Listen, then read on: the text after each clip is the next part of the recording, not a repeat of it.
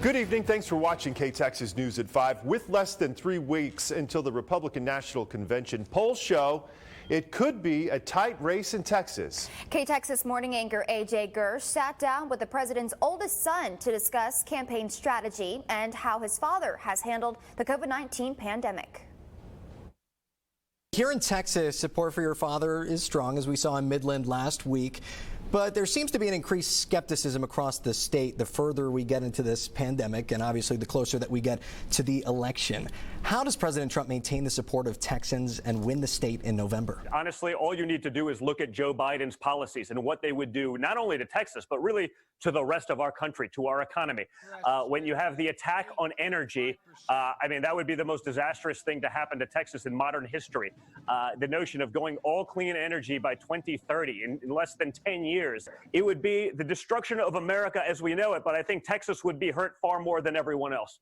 You've recently slammed several media outlets for publishing op-eds calling for the end of presidential debates before they even begin. Speaking of Joe Biden, to you, what's the importance of having these debates specifically, for your father? I want the American people to see those two people up against each other. And when you see Joe, when you realize that he can't get through a sentence, where he forgets where he is 50% of the time, where he can't remember his wife from his sister, where he forgets the office that he's running for, the American people need to see that. In regard to a recent interview, they are dying. That's true. And it is what it is. My father didn't just say that. He's been very clear, and the efforts and the lengths that he's gone through to prevent this disease from spreading. I want to get a little bit personal here and ask you a question. I know your girlfriend was diagnosed with COVID last month. How's she doing now? And did knowing someone personally who had COVID-19 affect your perspective about the virus? Kimberly, yes, my girlfriend, she got it.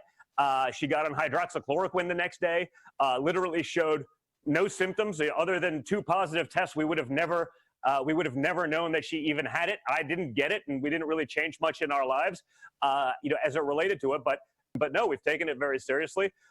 When we go places, we're wearing masks. We're doing what we can within reason. Thank you for spending just a few minutes with us. I appreciate it, and the people of West Texas also appreciate it as well. Good to be with you guys. I look forward to getting out there in the fall when it's a little bit cooler.